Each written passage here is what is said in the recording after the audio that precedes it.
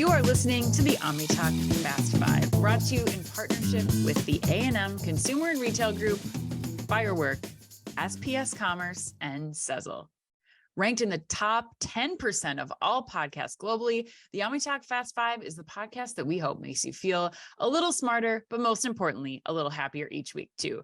Today, we're back. It's July 13th, 2023. I'm your host, Ann Mazenga. And I'm Chris Walton. And we are here once again to discuss the most important headlines from the past week that highlight how the physical, digital, and human elements of retail are coming together to shape the future. Chris, welcome back from vacay. How was your vacation? Did you guys have a good time in Portland? Did you leave PDX? In Portland, yeah, no, it was a really, really great vacation for me. And Portland has a reputation being a little, kind of hippie culture, being a little, kind of different. And I gotta tell you, I kind of found myself a little bit. And oh my God, I know Portlandia? No, but I discovered that I'm bi-dental, and and by that I mean, like, I was talking to my friends. They're like, do you have a sweet tooth or a savory tooth? And I'm like, you know what? I don't have either one. I enjoy both equally. I am bi-dental, and I'm curious, are you the same way? Like, do you gravitate sweet, savory? Like, how do you play that equation? Did you make that word up? That is no, not my friends word. and I were talking about it. We like came up with it on the spot. She's like, so you're bi-dental? I'm like, yes, that's great. I'm gonna talk about that on the podcast. Like, but yeah. See, I don't think that makes sense. Like, dental to me infers related to teeth. Well, I feel it's like a sweet tooth. And do you have a sweet tooth or a savory tooth? So what? Like, your senses are on. I feel like you have a. Oh, and you're overthinking like your this. tongue. You're No, I like all the things. You do, right? You're the same way. You don't gravitate gravitate one way or the other. Yeah, because you and I have similar tastes in terms of food. Yeah. Some people are sweet tooth. Some people are savory tooth. I'm bi-toothal. I think, oh my God, I think you need the sweet and the savory, but I'm glad that that's the biggest takeaway from visiting one of our nation's most beautiful states. It is pretty beautiful, I gotta admit, except we had a cave incident. It was a whole bad thing. Like, 76-year-old aunt with a broken arm trying to spelunk, just didn't go well. Let me just say that. You spelunked though. I feel like that's the real achievement here. We did spelunk, but one of us almost didn't come out alive. It was pretty scary at one point. We almost had to call the paramedics. But anyway, but Ann, it was Prime Day too. Oh my gosh, It was Prime Day. I know everybody has been asking what our thoughts are on Prime Day. Chris, before we dive in, I have to ask you. If Prime Day were a tree falling in the woods, would it make a noise? Oh my God, Ann, that's such a great way to put Prime Day from my perspective. No, I mean, I'm kind of bored with it, honestly. I forgot it was Prime Day.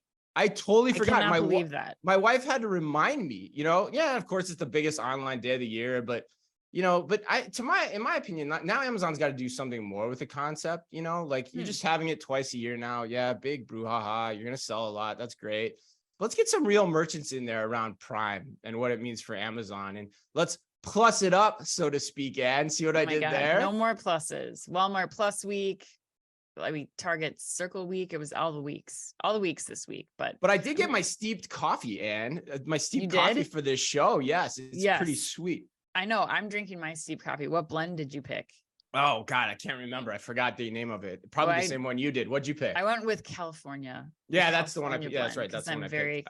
California. My brain was on Portland, so I forgot about that. But yes, I have to say my best Prime deal that I got was dumbbells, which you have to, as everybody listening in this audience will know, how much does it cost Amazon to send me a 20-pound dumbbell, a 45-pound dumbbell? And Chris, they were 50% off.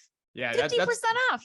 That is a really good deal, actually. Yeah. And those are the biggest pain in the ass when they arrive at your door because it's so heavy. Totally. Yeah. I feel like I won Prime Day, so I'm okay with it. I think I still want Prime Day to stick around. And as long as you give me great deals like that, I'll be back. Well, compared to me, and you definitely cardiovascularly won Prime Day for sure. Since I was just sitting on my butt doing nothing. The driver, the UPS, FedEx, or USPS driver who delivers that package will really be the one who wins because they are lifting it onto my doorstep. But your future looks cardiovascularly more bright than mine does. Let's just say that. Sure. Yes. All right, Ann. Well, let's get to the headlines. But before we do that, I have not one, but two exciting bits of news from you and from our friends at Grocery Shop. First, Okay. Ann, are you ready? I think so. You think so? All right. First, wait for it. There's two things here, Ann. First, they've now confirmed over 100 speakers, and they keep adding more every day, all of which means that is a ton of top tier content from the biggest names in the grocery ecosystem. For example, this is pretty cool. They've confirmed the CEOs of PepsiCo Foods North America, Ahold Delhaize, Kroger. Like I said, Ahold Delhaize. I do. I was going to give you a hard time about that, but I was going to wait. To the bunch. And Tropicana Eat the Change. Who knew Tropicana was now Eat the Change? On top of C-suite speakers from Church and Dwight, Dollar General, Instacart, Sam's Club, my personal favorite, and many, many more. Now, are you ready for the second one?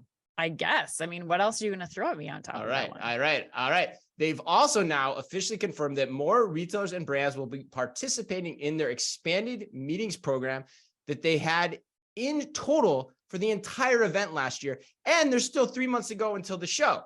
Wow. That is some serious buzz, and we cannot wait to be a part of it for sure. And add to that, also, Ann, this is like 2B, and there's 2B. More? There's more. Add to that, there are 2 expo halls for their 400 sponsors and a ton of fun networking opportunities. We are definitely going to be in for a great show in Las Vegas this September. Ticket prices for all of you loyal listeners out there increase tomorrow night, tomorrow, Friday, July 14th. So get yours now to join us at the Grocery Show ecosystem event of the year. You can learn more and register today at groceryshop.com/US/OmniTalk. That's and Grocery we will Shop. be there doing a live podcast recap, which is the coolest thing ever on the last day of the show. So Pretty don't pumped worry, for that. we're going to bring the house down for the last day of Grocery Shop. So if you're not registered, do it. Yes. By tomorrow. And that URL again is groceryshop.com/US/OmniTalk. All right, let's get this week's show on the road. In today's Fast 5 headlines, we've got news on Google axing its online marketplace, YouTube aggressively going after video shopping, Dollar General piloting Just Walk Out tech, Ashley Furniture trying to rebrand itself via live events. Can't wait for that one. But we begin today with back to school headlines from Walmart. Ann, would you take the honors, please? I will. All right, Chris. Headline number 1. Walmart this week said that it will sell this year's school supplies at last year's prices. According to Chain Store Age, the discounter is offering classroom supplies and backpacks at last year's prices, with the most popular the 14 most popular items. Who knew there was 14 on school supply lists that are available? Why 14, right? That's what I know, thinking. Right? Right. For just under $12.94. The move came one day after Target announced its deals, which included a one-time 20% discount for teachers and on an entire shopping trip, both in store and online, which is huge. But Chris, you were really excited about this one. You've talked about it a couple times this week. What are your thoughts? Yeah. I mean, I always love when I can do the one word to summarize my thoughts on this, but my one word for this is Stella, because she ain't the only one that got her groove back, Ann. Oh my God. Walmart's got its groove back too. Walmart's got its groove back for sure. I love this because it's exactly what Walmart is best at, and what I always feared as a buyer at Target, like that they would make announcements to this. They're basically saying to the market, you aren't going to touch us on price. You can try, but all that inflation you built into your financial forecast for the season, those are gone. And so you can forget about it. And you know what you're going to do, buyer at whatever retailer, grocer, whatever you want, back to school supply company, you're going to spend the next 24 hours reworking your projections for your DMM, because they're getting hassled for it, and they're going to pound you until you provide that detail to them. So yeah, I love this move from Walmart. Walmart is just killing it right now. Killing it. Shout out to William White too, friend and colleague from Target, for once again, we've called him out on the show a lot of times, just killing the marketing for Walmart. Yeah. God, he's doing great. Right. Yeah. I mean, I think you bring up a really important point, Chris, and that is, if consumers know that they can go to Walmart and that Walmart will consistently be the most affordable option for them for these big stock up trips, that's huge. Like, we talked about this a couple of weeks ago with Dollar Tree when they were, going up above the 125 point or price point, but like, you know that it's always going to be there. So regardless of what kind of promotions they're having, like, I can go with a good amount of confidence and know that, like, when I'm going there for my stock up trip, that's what they're marketing to get me in the door. I can probably also guarantee on those lower prices throughout the rest of the store. So I think we're going to continue to see both, Walmart here and even Target with some of the initiatives that they're taking, really taking share from some of those individual places, even Amazon, where you were doing this back to school stock up trip.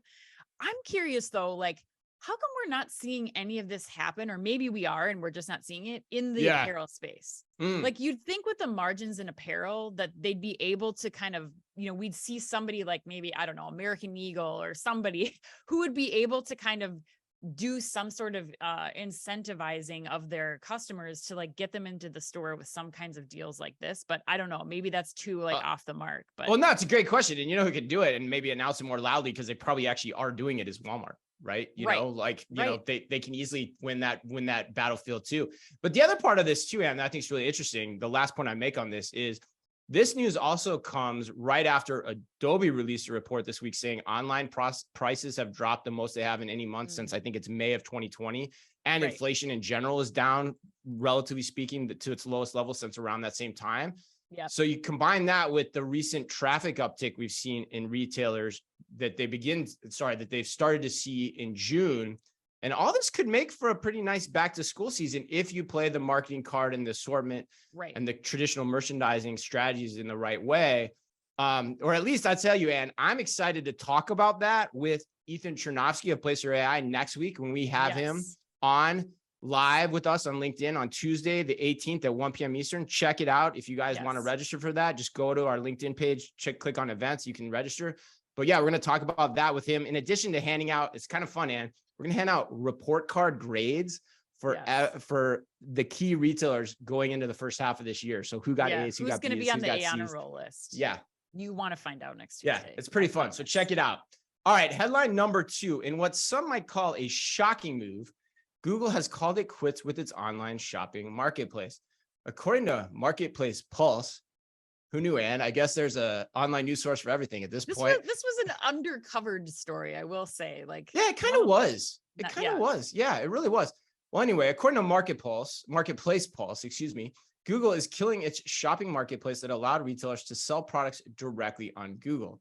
For those of you who may or may not be aware of how this marketplace worked, here's the skinny. Shoppers would search and add products to a shopping cart and check out while browsing Google via an actual, quote, add to cart button. Now, instead, Google is saying that people can still discover and compare products on Google, but that Google is sunsetting the buy on Google checkout experience that allows buying without ever leaving the Google platform. For historical context, and again, according to Marketplace Pulse, during 2018, from the time period of 2018 to 2020, Google actively recruited sellers and attended conferences to promote its marketplace. I can remember this vividly at Shop Talk and other conferences. Like they were on stage being like, come on board our marketplace. We'll make it easy for you.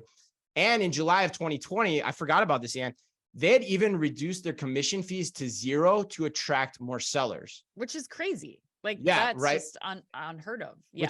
Which means basically people aren't using it, right? Like, because there's you gave everything you could to sign people up, and maybe you signed people up, but then you didn't get the consumer adoption. So alas, all that said, the program is now ending. And my question for you is, how surprised are you by this announcement? I'm not that surprised at all. I'm not a sports person per se, but I think this is what they call in sports a building year for Google. Is that right? Like is that what you call it? When, technically, it's a rebuilding year, and a rebuilding year. Yeah, a rebuilding year. Yeah, I think that's. I like the effort. A for effort. I mean, thank you for the support. That's just when you have like a bunch of really bad players, right? And you just try to say like, we're getting better. It's a rebuilding year. Yes. I think that's where Google is. Okay. And this is because I think Google is doing the right strategic thing here, because I think they need to stop and think about how people were using the platform, how they're using the platform for shopping now, and how future consumers are going to be using the platform. So like I thought about, Chris, like when you have used Google Shopping, what are you using it for? Like what use cases come up to you? Yeah, no, I was going to talk about that too. I've tried to use it a hell of a lot. I've tried to use it over 30 times. And like usually the reason I'm using it is like, I want to see all the products available. Okay. But to me, there's a rub with that, like I don't have the confidence that all the products are available because I know a lot of the retailers aren't participating in the shopping experience. Right. And so then it just becomes a dead end for me. But like for me, I mean, because I've been trying to do it. I was in the mindset of buying, but I think you're trying to bring up a different point. So go for it. Well, yeah, I mean, I'm just trying to think through like the actual scenarios where I have used Google Shopping. And one thing is like, you're in a pinch somewhere, you are looking for, like, I always use a sports analogy because I think that happens to me the most because maybe I'm like the worst sports mom on the planet. Clearly, I don't know what a building year or rebuilding year is. So that will give you some taste. But like, I forgot shin guards for soccer. Okay. Like, so for me, it's like, where am I? I'm at this tournament. I need to get shin guards. Where are the closest places that have the sizes available? Like, that's what I'm using Google for, but I'm not clicking the add to buy button in that scenario that they're talking about. Like, I'm just going to that place. It's more location based. Or the other times I'm doing it, and I assume this is kind of similar to the instances that you were talking about, where like I'm looking to compare prices of the item. Like I'm looking for something and then I click Google Shopping because I want to see like, what's this worth? Where should I buy it? What are the closest places that have it available? But none of those things require the buy now button. Like that's not, so I think that it's just the UX of this whole process. The consumer behavior is just not going through it the way that Google really kicked this off. And I think that they're bringing in the right people to really help them pause and reset, including one of our good friends from Target, Nicole Netland, who's on that shopping team. So I think you can do it. I want to see what happens. When do you win the Super Bowl? Google Shopping. Yeah. And then I'd press you a little bit, even your shin guards example. Like I think actually now you're probably going to DoorDash, given your love affair with DoorDash. And you're saying like, how do I get this as quickly as possible? Because I need this possibly even delivered to the soccer field. And that's the marketplace that I want to consume on, because I can see what retailers are in there. I have the confidence it's coming from the retailers. And, if it's available, it's available and I can get it quickly. But yeah, I mean, I agree with you. And I think the point I'd emphasize in what you said is I think the headline speaks to a theme that we've talked about on the show a lot, which is where and when are people wanting to buy things, right? What mindset are they in? I told you I've tried it many times. And it's just never worked for me because like you said, Google is great for researching facts, like price compare, 100%. Yep. And then it has everything available. But, when I said before, like, when I try to use it for shopping, I don't get the confidence that everything is there within that shopping experience. So I'm like missing out on what's available on Amazon. I'm missing out on what's available on whoever's not piped into that network. Yeah. And so for me, it makes much more sense to buy something on TikTok or Instagram, because in those instances, I'm buying from what is most of the time a beautifully, what I'd call videoized. I'm making that term up. Videoized brand experience, right? I'm confident that experience is taking me right to that. And so commerce is much easier for me cognitively to get me to that point, right? Yep. So there's just a different confidence level as you're shopping through an experience like this on so many levels, especially when you're going up against like, Amazon being able to essentially do the same thing with a much wider selection for the most part. Right. Well, you talked about videoizing, which is definitely not a word, but I know what you're talking about. So I'm going to move us into headline number 3, where we're going to talk about video, Chris, because YouTube now, Google owned YouTube, plans to double down on video shopping. So according to Glossy at VidCon, maybe they do videoizing at VidCon, Chris. VidCon sounds like something else, but I don't think it's that, but it sounds like that. Well, at VidCon from June 21st to 24th, the platform's the platform's YouTube drop shop is took place actually, with a star-studded lineup of participants, including the likes of Aaliyah Gaynor, Cassie Ho, and Christian Dominique, all of whom Chris has likely never heard of. And I cannot say that I have either. Have you heard of them? No, you haven't. Okay, good. Okay, so this news comes on the heels of YouTube's June 14th official launch of its affiliate program for any creator with 20,000 subscribers or more. Bridget Dolan, the head of shopping content partnerships at YouTube, said beta tests of the program have been going, quote, really well, end quote, with retailers, including Sephora and Ulta Beauty, participating since the fourth quarter of this year. Chris, what do you think about this? We kind of gave your thoughts on Google, but now let's talk about the videoizing of YouTube.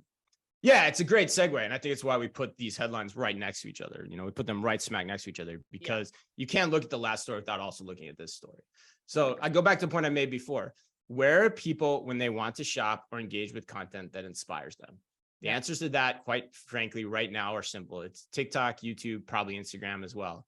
Yep. So Google is right to put more eggs in this basket. The question will just come down to the user experience design, which will get better over time.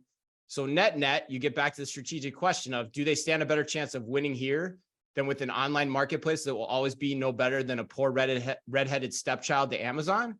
Well, the answer is, I mean, when you think about it that way, the answer is hell yes.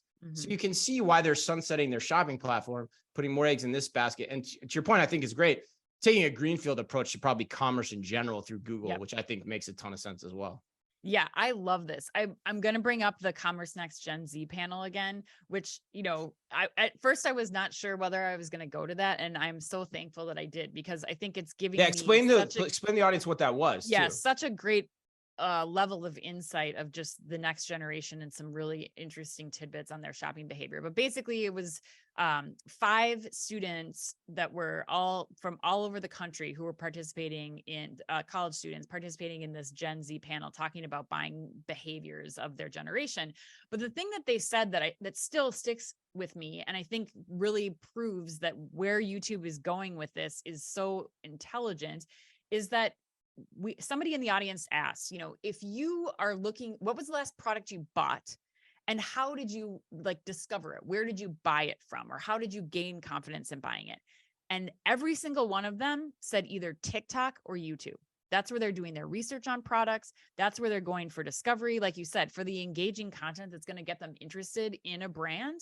And then they're buying. So the ability now for YouTube to allow creators that these Gen Z customers are following to be able to buy that right within the video, I think is huge, and will really kind of provide the blueprints for how brands are going to start to sell to their consumers. And I think this is where Google should be focusing their efforts. Like, how are you powering the location database, the search database of Google inside of YouTube? Like, how are you helping people find this content first, shopping experience, and then purchase right in there? And I think the other key part that's going to help in the success of this, Chris, is that this is a way better experience for these content creators, which, you know, Karen Tracy from Meta said, like, invest in your creators. Well, now the ability for these creators to be able to put this like shopping experience directly in content across their entire channel, like that's making it super simple for them to make money and more motivated to create more content. So I love this. Love it. Yeah. The other point I'd raise too, just to close it out too, because I remember I asked you this after you came back from that panel too. I was like, there's a discretionary versus a non-discretionary element here too. Like, my hunch is that the Gen Zs were thinking about like the last like inspirational product that they bought, you know, was through TikTok or Instagram. But I doubt they're looking for I doubt they're searching for the last tube of toothpaste they bought on YouTube. Actually, that's not true. Like, they were talking about buying sunscreen. Like, it was functional things, Chris. I was shocked. Yeah. Like, I'm talking like truly discretionary. Sunscreen, you get into a little of the beauty elements, the skin elements, but I'm talking like truly discretionary things, like the things that you're restocking your or non-discretionary things. I apologize. Sure. The things you're restocking your pantry for. And I think it goes back to the other point, because for those, you're going direct to the grocer. You're probably using Instacart or, you know, DoorDash or, you know, or Amazon. And so like, it's hard for Google to sandwich itself in on these elements when it comes to non-discretionary items in particular. And so the discretionary side, to your point, is totally going to go this way instead, I think. But last word, go for it. I mean, there's potential there. Like, it doesn't matter if it's Crest hiring the creator to, like, it's all kinds of, I think, content driven shopping experiences. Like, that's the way. Yeah, I'm talking about the reload though. I'm talking about like when you're in the reload mindset, you're not going to go do that on Google. Like, you're just not going to search. You're not going to shop Google that way. Right. Like, it's just not going to happen. Right. Yep. All right. Headline number 4. This is a fun one. We're getting a little saucy already, which I always like. Ashley Furniture is planning to lean heavily on experiential marketing. My favorite word, and experiential, which I'm not even sure that's a word, but it gets thrown around all the time. I need to look that up. According to Modern Retail, at the Santa Monica Pier last month, furniture retailer Ashley was handing out coconut drinks, playing live music from DJ Bella Fox, someone also I've never heard of, and showcasing some of its latest outdoor furniture. Ashley hopes that experiential events like this are meant to keep, Ashley hopes that experiential events like this will keep Ashley, formerly Ashley Home Store, top of mind for shoppers and will allow people to see their products without entering its stores. These events feature fun activities such as workshops, giveaways, and live music from a range of artists, including, believe it or not, and surprise me, John Legend and Pitbull. That can't be cheap. And they can draw anywhere from 40 to 2,000 people, depending on the capacity. But its Santa Monica Pier event was expected to draw, believe it or not, 30,000 people based on natural traffic to the area. Yeah, it's a Pitbull and John Legend concert for free. Like, yeah, okay. Yeah, it's insane. So, Anne, yes. Lucky you get the put you on the spot question of the week from the Alvarez and Marcel Consumer and Retail Group. And here it is.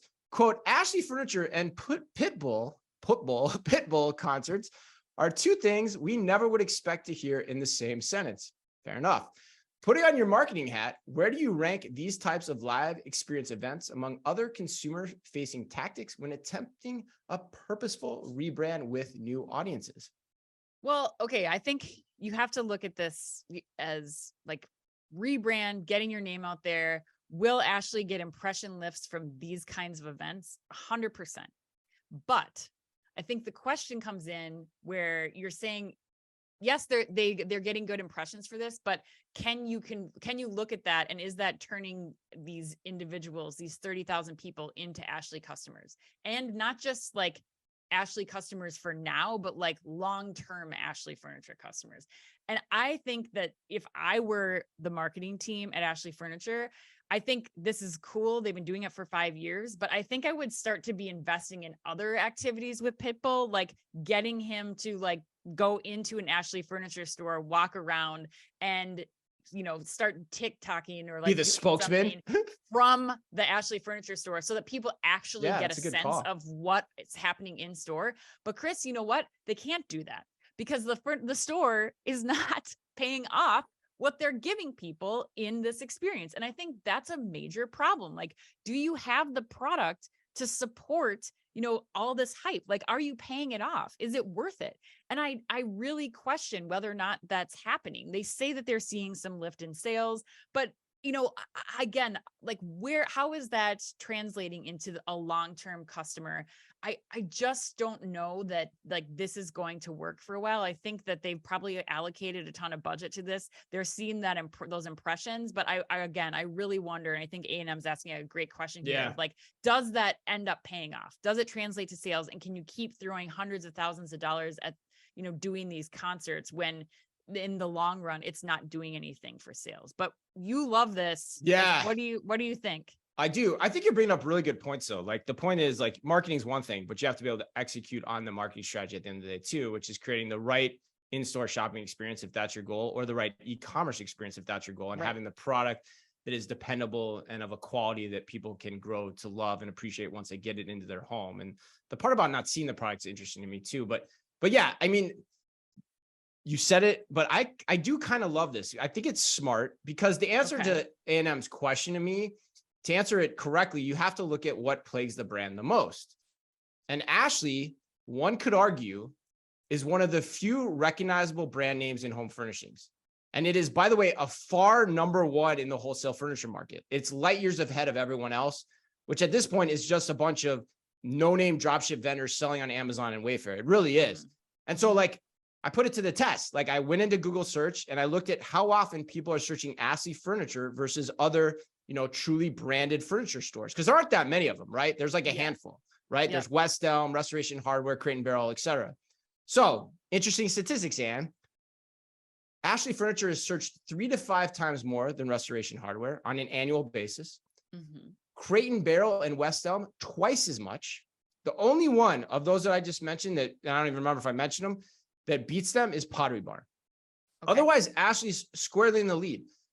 And yet I don't think, to the Ashley execs point, the awareness is there, but I don't think they're actually considering purchasing. It's a holdover awareness from decades ago with like our parents, and seeing the stores on the street. And so she's right. The executive said, one of the things that we found is that our consideration was behind our awareness. Our goal is to try to be the number one in consideration within our category. And so that's what really led us down the path of experiential events. So getting people ultimately into your stores, however it matters, touching, feeling the product is the right marketing strategy, in my opinion. and it's attacking the issue that Ashley has at the point in its marketing funnel. So I think it's the right marketing tactic. But to your point, you have to be able to back it up. And from my experience in home furnishings, that was always where Ashley fell off. Like damage rates were higher. This is 10 years ago, so I have no idea if this is the case. Damage rates were higher in e-commerce, like things like that continue to hold the brand back from where it could have been. But maybe they're working on that. Hopefully they're looking at this surround sound. That's my opinion. What do you think? Yeah, I don't know though. I think it goes back to the last story we were talking about, like the Google search, like who's searching Google? Yeah, people our age and older. Like that makes sense that Ashley Furniture is showing up there. But I would be willing to bet if you stopped any millennial or Gen Z on the street right now and asked where they purchased their last 5 pieces of furniture from, like Ashley is not in that consideration set. And they're probably not searching on Google again, Ashley Furniture. Like they're going on Google if they are at all, or going on TikTok or Instagram in this case, and looking at, or Pinterest even, and looking up mid-century modern couch. Like that's the way that they're searching. And so I feel like while the what you're saying, it makes sense. Like, I just think that again, like you're pushing money into Pitbull, like you're trying to attract a younger demographic, DJ Bella Fox, like all these things, but then are you paying it off? Like, but the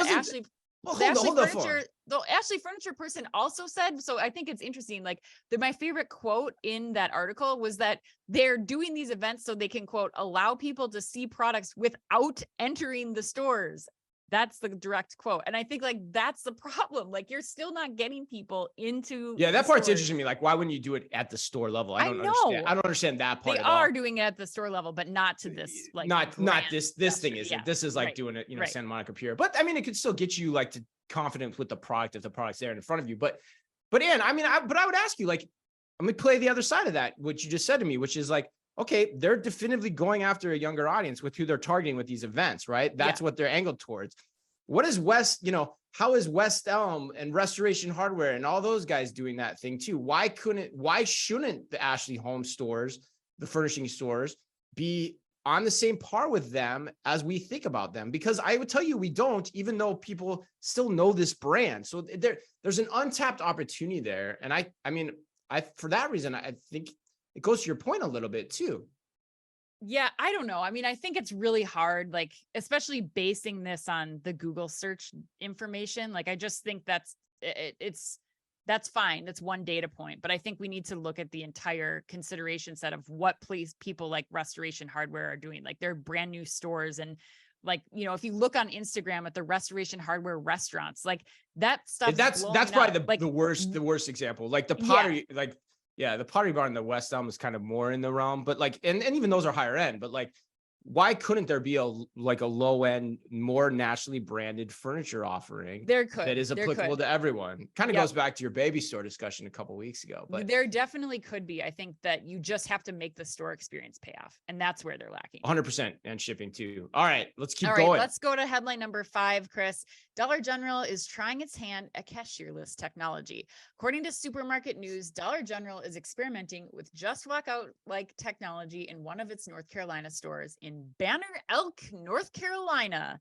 The tech is provided by iFi, and Dollar General reportedly told Business Insider, quote, "It's consistent with our ongoing strategy to continually look for new ways to meet our customers' value and convenience needs. We recently piloted a store with frictionless technology.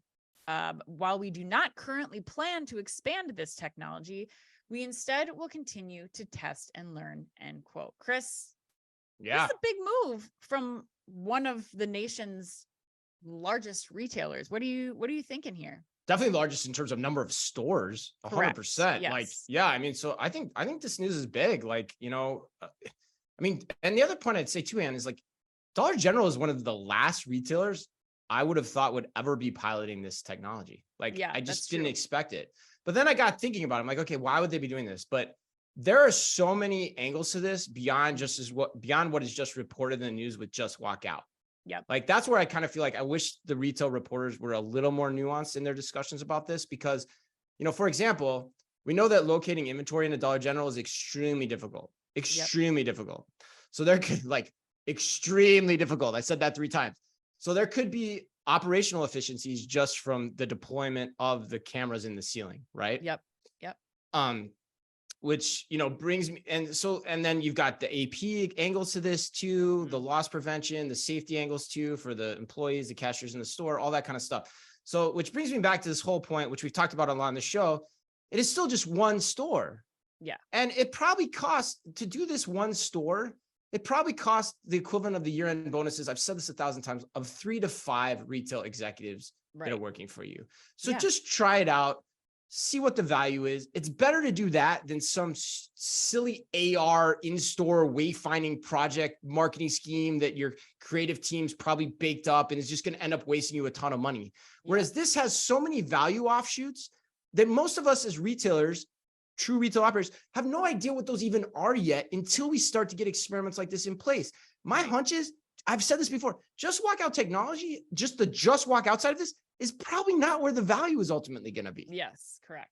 Because we've seen that. Like, people don't care about that enough as a hook to go into an Amazon Fresh store when everything else is lacking. So anyway, I think it's way to go Dollar General, because I didn't expect this from you at all. Totally. I agree. And I think that, you mentioned theft being an issue.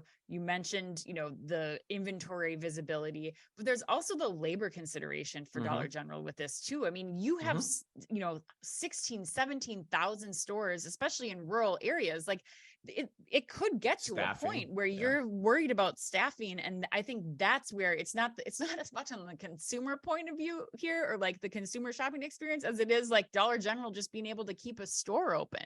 So I think this is really important for us to consider and think about here, about the advantages that they're getting from one test in one store. Your Walgreens did this in Chicago earlier in June, where, they're doing this one store test where they lock down everything in the Walgreens store except for 2 aisles that are flanked by associates.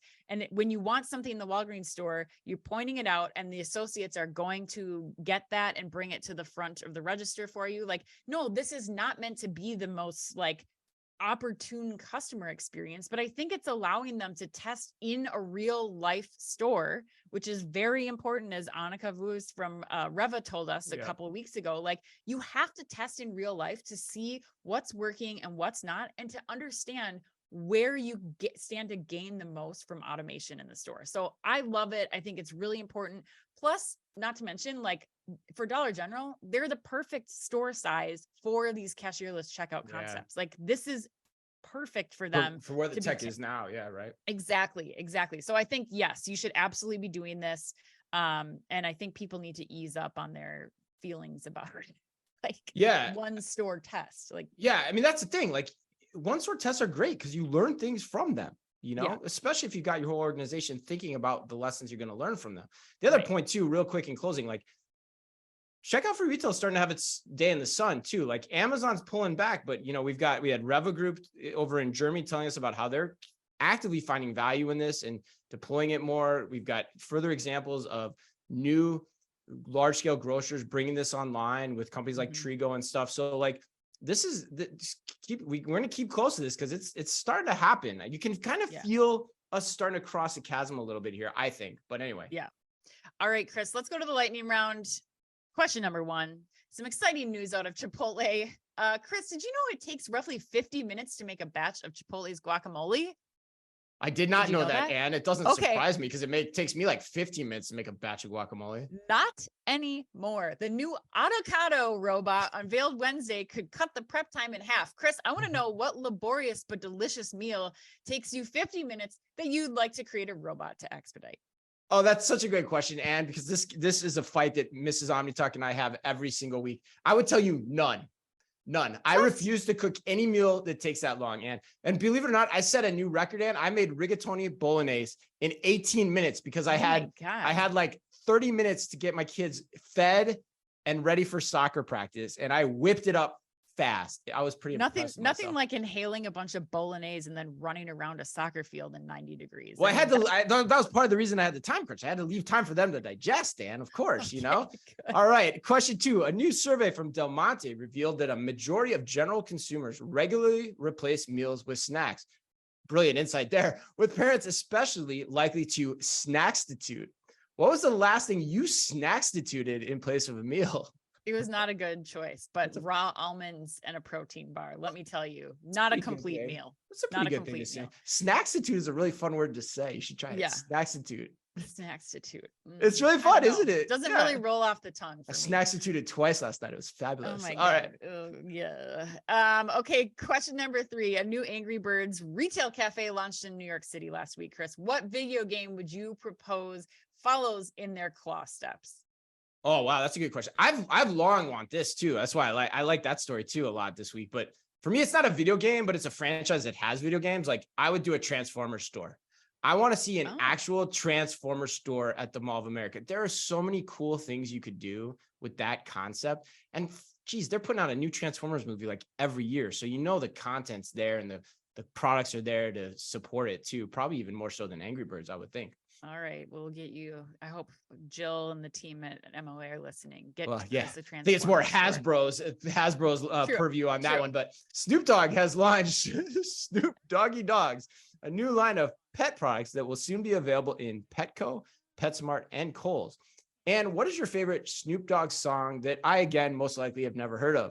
The first one that came to mind was Ain't No Fun. Have you ever heard that song? Nope, never heard of it. It ain't no fun. Nope. The homies can't have. No, you don't know. Not helping. Not helping. Look it up. Is there another one? I mean, like, gin and juice, right? Gin and juice, I've heard. Yeah. Okay. Gin and juice. Thank Yeah, God. for sure. I know that one. Yeah, without a doubt. Okay. All right. All right. So ain't no fun. That's no fun. That's Check what I need to. That's what I need to put on the old turntable today. Is that right? There. All right. Yeah, Nate Dogg. Cool. Oh God. Is that Nate? Does he have a double G at the end of his name too, or is he just? So yeah, I'm pretty sure he does. Yeah. You can look that up when for us at the end of the show. We got to find that out. All right. Yep. Happy birthday today to Patrick Stewart, Harrison Ford, and to the man who penned one of the most famous lines in movie history, "Show me the money," the great Cameron Crowe. And remember, if you can only read or listen to one retail blog in the business, make it OmniTalk, the only retail media outlet run by 2 former executives from a current top 10 U.S. retailer. Our Fast 5 podcast is the quickest, fastest rundown of all the week's top news.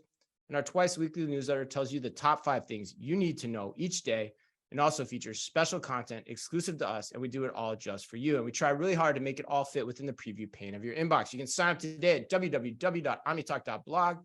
Thanks as always for listening in. Please remember to like and leave us a review wherever you happen to listen to your podcast or on YouTube. And so until next time, and on behalf of all of us at OmniTalk Retail, as always, be careful out there. The OmniTalk Fast 5 is brought to you in association with the A&M Consumer and Retail Group. The A&M Consumer and Retail Group is a management consulting firm that tackles the most complex challenges and advances its clients, people, and communities toward their maximum potential. CRG brings the experience, tools, and operator-like pragmatism to help retailers and consumer products companies be on the right side of disruption. And Firework. Firework is the largest video commerce solution built for the world's leading brands. They empower brands with shoppable and live stream video on their own websites where people like to shop. Put your commerce in motion with Firework. You can find out more at firework.com. And SPS Commerce. SPS Commerce is redefining how businesses across the supply chain operate in an omni-channel world. Their experts, tech, and data work together to fuel your growth and deliver for your customers. To find out more, head to spscommerce.com. And finally, Sezzle. Sezzle is an innovative buy now, pay later solution that allows shoppers to split purchases into 4 interest-free payments over 6 weeks. To learn more, visit Sezzle.com.